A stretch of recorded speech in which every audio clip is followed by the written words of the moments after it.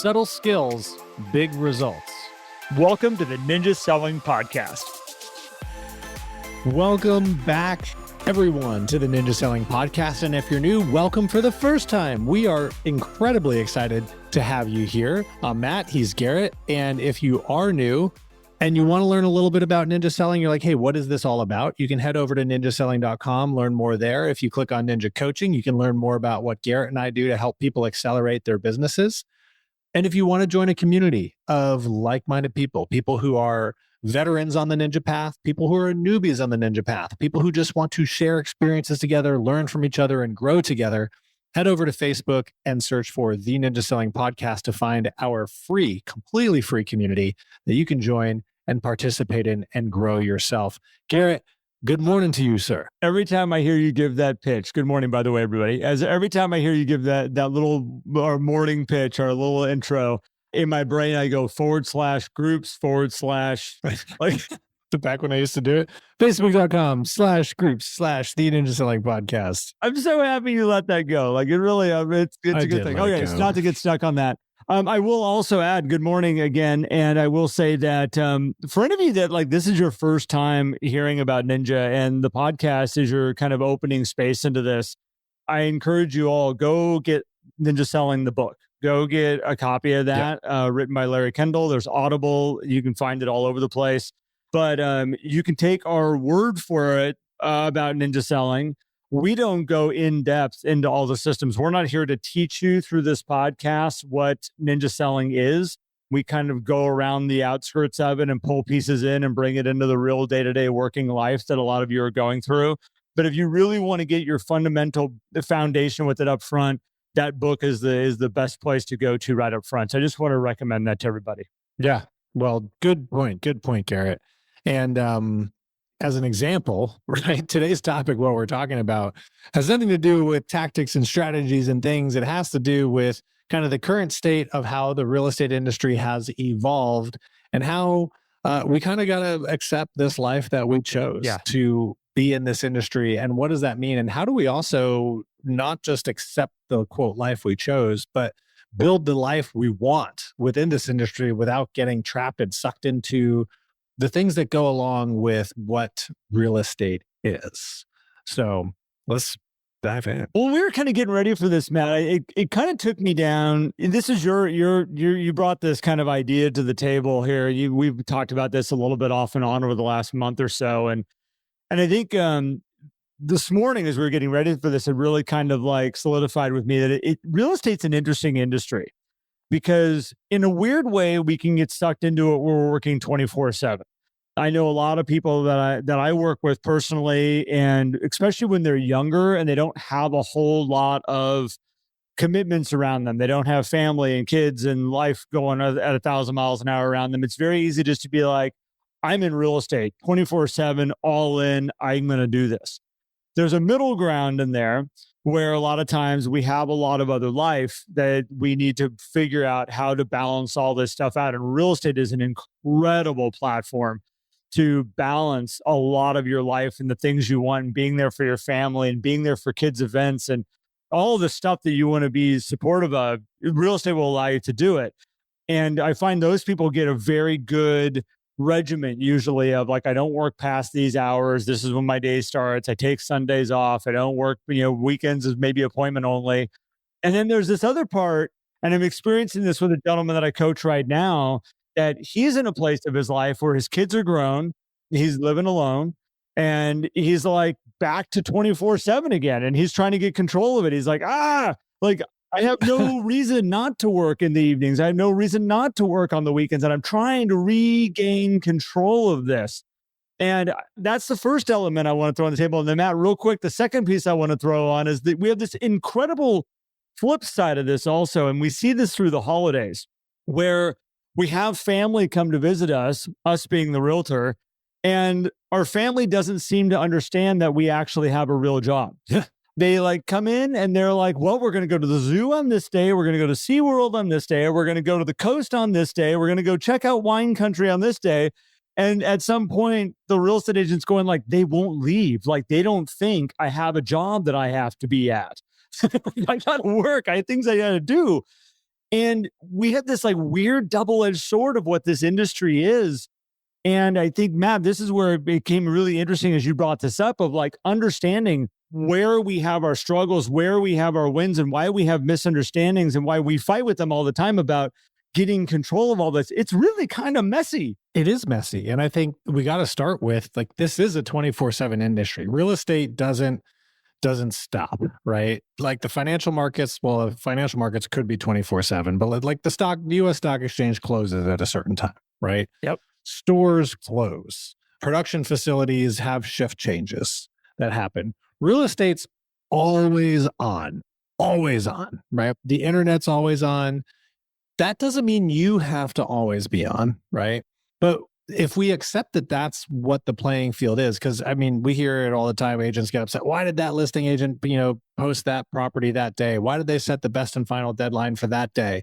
Those things are out of our control. It's a 24/7 industry and we cannot control that. We can only control ourselves. Same thing with family and the understanding of how people view us, right? I mean, that comes down to like, have we set up really the way that we want to run our business in a way that we can communicate that so people understand? Or are we still reacting to the industry and, oh, my family doesn't understand that when the phone rings, I need to go and take care of that? It's like, well, why did we set it up that way in the first place? Shouldn't we have a way so that when our family wants to visit wine country, we should be able to go, unless we set the expectation that we're not going to be available for that because we are going to be working, right? But the flexibility allows me to spend some time with you in between appointments and things like that versus having to sit at a desk from 9 to 5, which is a huge advantage of this business. And this is where I think the challenge comes in, is that nobody really sets the parameters. No. It's like when families coming in, we're going to stick on that one for a second. When families coming in from out of town for the holidays, we don't sit down and say, these are the days that I have to enjoy with you. I am going back to work on this day at this time. I am back in work mode. And this is how our time's going to work while you guys are traveling here and hanging out with us. We don't set that. We leave it open-ended. We don't put any parameters on it. And that's the same thing as our working relationship with a lot of our clients, where we get so bent sometimes over, they think they can call me any time of the night. I'm like, well, you answer every time of the night too. Like there's two sides to this. Yeah, there really is two sides. And honestly, Garrett, I see it getting a lot, well, I'll say worse in the way, I mean, just working with people, being a salesperson myself, a manager over the past 8 years or so or whatever, and watching that evolution of people through coaching of, in the 20 teens, this wasn't as much of an issue as it is now in the 2020s. And that's such a short period of time where that 24/7 aspect, now the pace of the 24/7 has picked up so much. And a lot of that could maybe be attributed to the lifestyle and work habits that changed throughout the pandemic in 2020. But I am concerned for agents out there as we move forward, getting sucked into being a part of a workflow that they don't want to have. And the great thing is you don't have to be a part of that. Just because there are ways that people run their businesses doesn't mean that you have to run your business that way. Chick-fil-A is closed on Sundays while every other fast food restaurant is open. And I heard that one state's actually trying to force them to be open on turnpikes, I guess, but they're still doing great. Like they have an amazingly profitable business. Okay, are they losing business? Yeah, there's some days where I'm driving around on Sunday, I'm like, I want to get me some Chick-fil-A. Oh, they're closed, and then I'm not going back for like another month because that was the day that I was thinking of it. It doesn't matter, right? Because they're building the business that they want to build. And as a realtor, you can too. And I hear in the back of my head, Garrett, all the people, but my buyer wants to go see houses on that day. And I'm getting the calls to go do this. And there's a whole lot more. Like we have a library of episodes that talks about helping to manage your business, set expectations, because that's all part of this. But the element of accepting that this is the way the industry is currently helps you, I think, Garrett, set expectations and decide, how do I want to run my business? Well, and again, not to go deviate into all the episodes that we've ever done, but like that person that's out there going, well, how do you handle that right now, Matt? Like, well, as I said, there's all these different people at all these different stages of running their real estate business, from the youngsters that got all the time in the world because they don't have any responsibilities yet, from the ones in the middle that have all the responsibilities to the ones that are on the later side of it that are without a lot of responsibilities again and just kind of doing the real estate again and back in the job. There is somebody out there that will take a referral fee to go take your buyers for that weekend, by the way. Let's just be real clear. Oh, for sure. Find somebody, a well-qualified agent, to take somebody out, give you that freedom. And Matt, you held up a book a little bit ago when we were kind of getting ready for this, Jocko's book, which it is Discipline Equals Freedom is the name of the book. Matt was raving about it. I haven't read about it yet, but just the title alone, like if you just think about that, here we are building this business. We want to have control of it, but a lot of us don't have the discipline around it. And I think, a lot of what I look at is like that person that wants that freedom, let's say of the Sunday. We'll go back and use Les Schwab tires again. Les Schwab tires, as we've talked about it on previous episodes, are the people that I go to have all of the tires done. Matt was recently here. We were driving down the road. He goes, Les Schwab tires. Like there it is. I was like, that's the spot. The interesting thing about it is they're closed on Sundays also. Like that's a prime time for a lot of people who have their weekend off to go get their cars worked on, get their tires done, get alignments done, all that type of stuff. And they're like, no, we're not here. Sundays are off. But that's family time. Go home, be with your family, go do your stuff. And you have a choice because there's plenty of tire shops that are open. The tire shop directly across the street from them is open on Sunday. And I won't go there. If I have that moment that I'm like, oh, I should take the car. Oh, damn it, it's Sunday. I don't sit there and go, oh, what are my other options? I just go, well, I'm taking it in on Monday after I'm done with my work and my appointments. And that comes from value.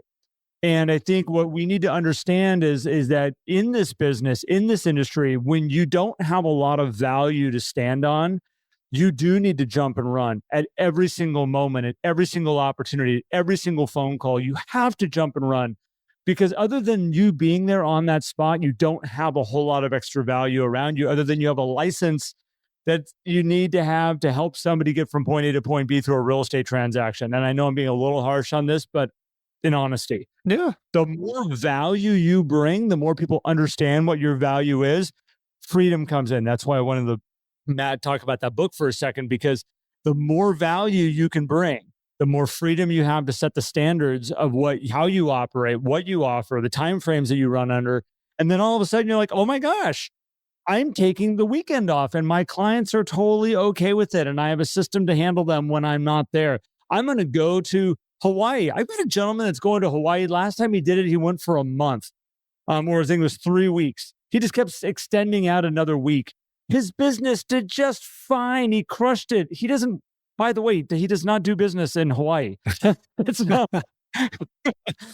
He lives in Colorado, but because of the value that he has with his clients, because of the understanding, they're totally fine and they were taken care of. And this is the other crazy freedom that this business offers us.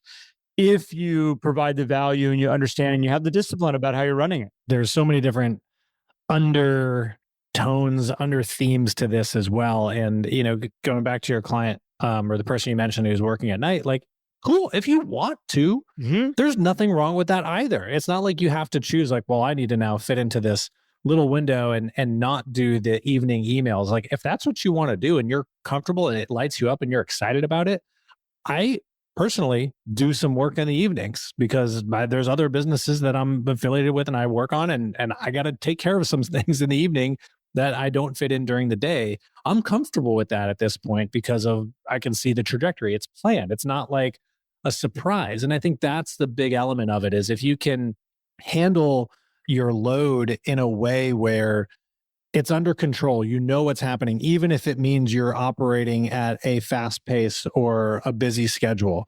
It's when you are just kind of taking things in and reacting to things and then blaming it on everything else that creates the problem. And I think the other undertone of this, speaking of your vacation person, is financial, right? A lot of people think, oh, well, I got to be there because I need that commission or I don't want to pay the referral fee. And this is another element of this business that we have to accept is you chose a full commission industry with no paid time off. So you have to create that structure for yourself. If you want to have, quote, paid time off, build it into what your projected income is so that you can go take that time off And the cool thing is if you have a support system and you have some people, you can literally get paid during your time off. Okay, it's not the full commission that you would have taken if you were there showing the property, writing a contract, etc. But what's the alternative? Never taking time off? You know what's funny though, Matt? Like, okay, so a corporation that offers you paid time off, the reason the way they offer that is that every single time revenue is created by the company, they take a little section of it and they stick it into an account that's the paid time off for the actual employees that they have. They build a sick day account in there saying, like, look, we're going to give you a certain amount of sick days, so you'll still get paid even when you're sick, and we're going to be able to take care of you and be able to support you so you don't have financial hardship because we value you as one of our employees. We set up all these things so that even when you get to the end of your employment, they go, you know what? You have actually, look at all these sick days and all these vacation days you didn't take. We're actually going to pay you on those because that was part of your salary that you didn't collect. We were holding in an account for you so that you can actually have these days for yourself. The company does that for you. This is the crazy part about the industry that we're in is we go like, oh, well, we don't have all this stuff and we don't have it. Yes, you do. You just need to set it up for yourself. It's not that it doesn't exist. It's just somebody's not doing it for you. Yeah. Yeah. And you have to accept that. That's the thing. You have to accept it. And man, when you accept it, relating it to Jocko's discipline equals freedom, right? You take that full on responsibility and now all of a sudden you can be in control. And this is the opportunity I see also for brokerages and team leaders and things like that, because, and I think this is going to also be something that happens in the near future of this industry. You know, for so long, it's you're an individual, you got to build your own business and run your own business. And there hasn't been a place for the agents that just want to sell. Right. Yeah. And I'm seeing some teams and brokerages kind of take care of that and really develop what I would call the new full service opportunities. Because even the full service brokerages in the past, they're full service, but there's maybe some challenges there in terms of having the agents just be focused on selling so that they don't have to worry about the sick account or the vacation account, right? Some companies actually do set that up for you. If you want a certain amount of money, just take it out of your commission check and put somewhere.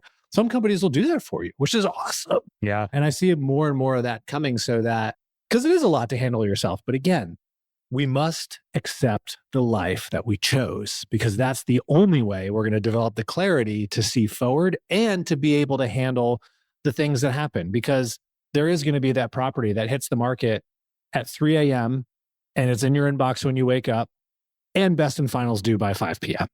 That's going to happen. And you're going to have to figure that out. You can't change that. And your buyer's like, that's the property I want. All right. You're going to have to figure that out. But if you've accepted the life you chose and you've built a system around how you handle your day to day and everything else, you're going to be able to manage that way better than, you know? I think it's interesting that you brought up like that there are some models that we're watching change out there, and there are some different ways of doing this business that very smart entrepreneurs and business owners are realizing. And they're like, you know what, I'm going to create a model that works for these types of people so that we can help more people, get more freedom for ourselves, whatever that might look like. And I think what's really interesting is that it's almost like a choose your own adventure is what you're getting the model of. You can go and you can run this all on your own and you can go do it on your own. At the same point is that you can work underneath somebody and just handle a specific part of the business. And for as much people that may go like, oh, like that's not okay, I think it's wonderful. And the reason I think it's wonderful, Totally okay. is because there's some really, really, really good servants out there. Like they want to take care of people. They want to show up, help a buyer, take them from that moment that they get excited about buying a property all the way to the closing table, and then just be in the celebration mode with them about this house and all this stuff. And they don't want to worry about all the other stuff that comes with running this business. And they may never, ever, ever step foot and get their license as a realtor if it requires doing all the other stuff. But this role, they're brilliant at. And you can bring them in as a team leader, embrace them and be like, look, I see your gift and I'm going to have you work with my buyers because you're so darn good at it. And I'll take care of all the minutia on the backside. We do it a lot with coaching, Matt. The coaching business that we set up, all the coaches can go and start their own business, but all the minutia and all the collections and all the stuff that we have to do on the backside all the time, a lot of coaches are like, I don't want that. Takes all the fun. I just want to coach people. Takes all the fun out of this coaching people and being there. It's like, it's all of a sudden it turns into this blah. And I think that there's going to be a lot of different roles that come out of real estate here coming up. And I think it's a good thing. And we're going to see a lot of growth in a lot of areas. And you get to make the call on what you want this to look like and what you want to build and who you want to be in this industry. And I'm always amazed at sometimes I don't want this to come out wrong, but sometimes the frustration that people have about what this industry is, and they're always on call, and this is 24/7. And then you watch somebody that over a handful of years builds a business from making $100,000 a year to, potentially making $1 million in 1 year. And you sit there and you go, yeah, it's crazy demanding sometimes. And it does wake us up in the middle of the night. And we do have to be on call for some weird things.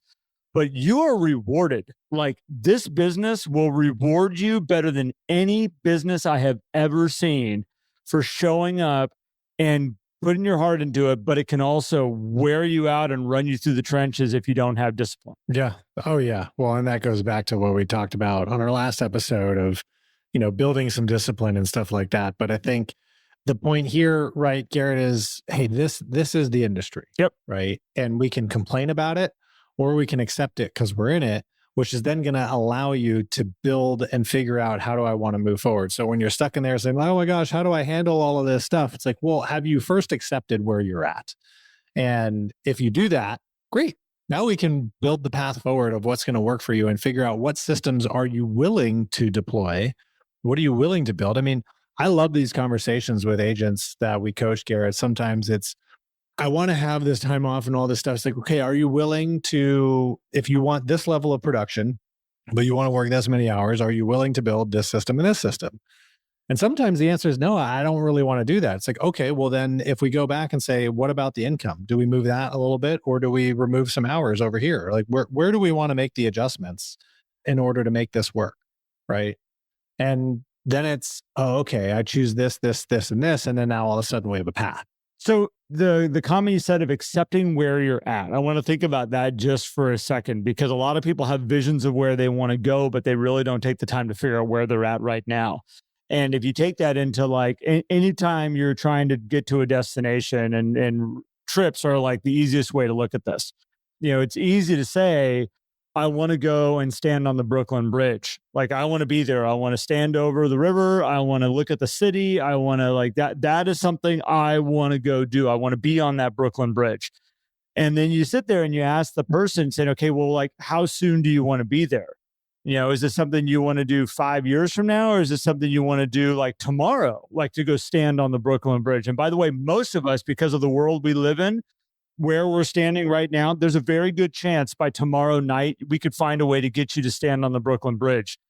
There's ways of traveling there very easily. So it's an interesting thing. We have all the tools at our disposal right now to make something like that happen. The thing that we stop and we don't figure out is, where are we traveling from right now? Because it totally changes the journey. If you're on the Upper East Side and your goal is to get to the Brooklyn Bridge by tomorrow night, guess what? Grab your skateboard, go for a ride. You're going to get there. You're going to be just fine.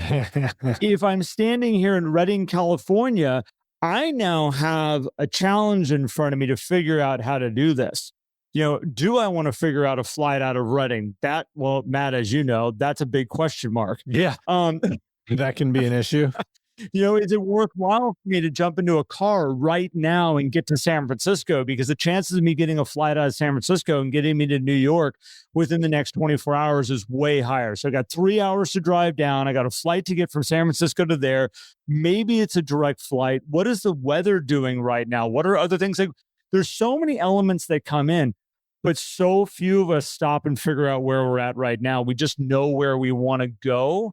And it's really hard to take action and to get clarity and to see what you got to do. Because, like, just as I said, I know for myself, knowing where I'm at right now and traveling to New York to the Brooklyn Bridge, the first thing that came to my mind is I'm renting a car.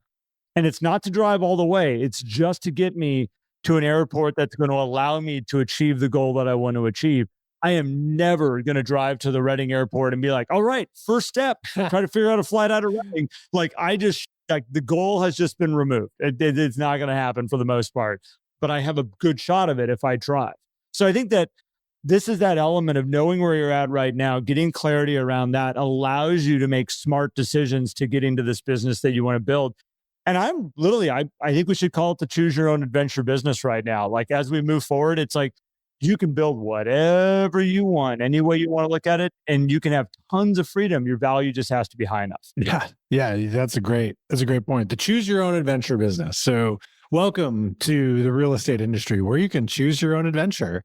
And you really can. If you accept all these things, you can build an incredible life that is comfortable. If you want to earn a lot of money, is there going to be stress? And yeah, of course there is. But if you know that's coming, it's not going to be the type of stress that takes you out. Think of any other industry, Matt, that you make a lot of money in. Usually a lot of money is created by risk and reward. Yep. You look at a doctor. Doctors get paid a lot. But the risk and reward of having a patient die on the table or being able to save their life and have them have years of life in front of them that they get to share with their loved ones, people go, yeah, I'm paying it. Yeah. Yep. Done. Yeah. This is what we're doing. When my son had his appendix, basically almost rupture, we actually didn't have insurance at the time when that happened. And I remember we got hit with they're like, this is going to be expensive. And I'm like, it's not really up for discussion at the moment. Like, take care of this kid. And so you look at those times of like what people get paid a lot for. My friend who owns a welding company here in town, they make ridiculous money running this welding company. And it's a fabrication shop. And you look at that and you go, why do they make that much money? It's a skill. It is something that you have to have the tools and the machinery and all the stuff and the trucks and be mobile to make that happen. And people go like, oh man, welders make so much money. Yeah, because they've practiced. Well, why don't you go pick it up and just start today, right? Yeah, it's like, oh my gosh, I'm just going to start a welding business. It's not that easy. And then hiring the people to make sure that you've got skilled workers underneath you to make sure that you can go do all these jobs. Like it is a lot of work. And I think if you look at, again, anything that you're going to get paid a lot of money for, there's some caveats in that in today's world where people are like, oh, YouTubers and things like that and all this stuff. But they're few and far between. There's a couple out there that have made a lot of money. And there's a lot of people that put in a lot of time. You also don't know what's going on behind the scenes and the effort and all the other stuff too, potentially, right? There's so much behind the scenes going on that allows somebody to be successful at that level in these types of industries. So, Matt, I think all in all, like, yes, real estate agents do get paid a lot.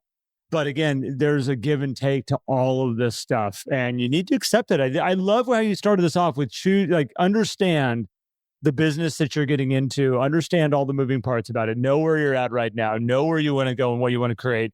You got so many options in real estate. It's incredible. Yeah. Yeah. I mean, it's just like we say when you're getting into a negotiation, right? Size up the game. What type of game are we playing? Is this zero sum? Is it a win-win? What are we in?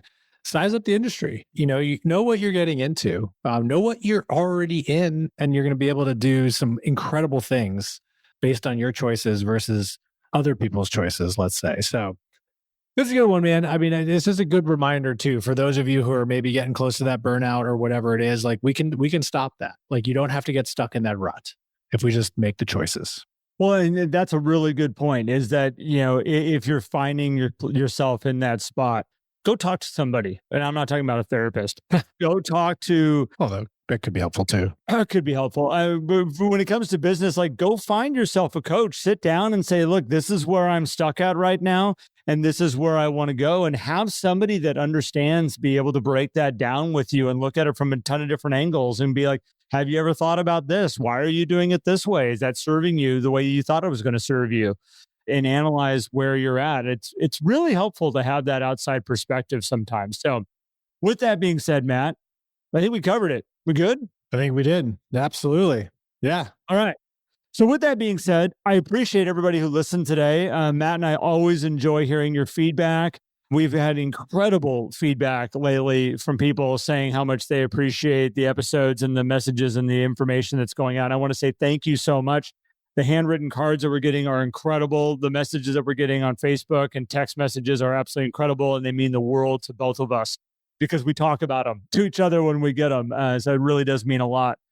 If you want to learn more about Ninja Selling, go to ninjaselling.com. If you want to learn about our coaching program and the incredible coaches that we have that can help you build the business that you want to build and get to where you want to get to, we have an incredible group of highly trained people that can help you get there.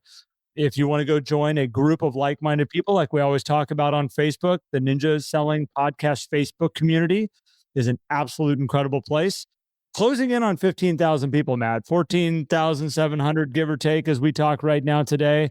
So love the support and all the great information in there. And I will say it is a self-policing community. So if you see anything in there that you're like, that shouldn't be right, let Matt and I know so we can take care of that stuff. I've had some weird ones lately. So thanks for the people that have pointed those out to us. I appreciate it. Other than that, man, Matt, thank you. Everybody, thank you. Have an amazing day. Thank you, Garrett. Take care, everybody. If you enjoyed today's episode and would like more, visit us at theninjasellingpodcast.com. There you will also find links for more information about ninja selling and coaching. Have an incredible day.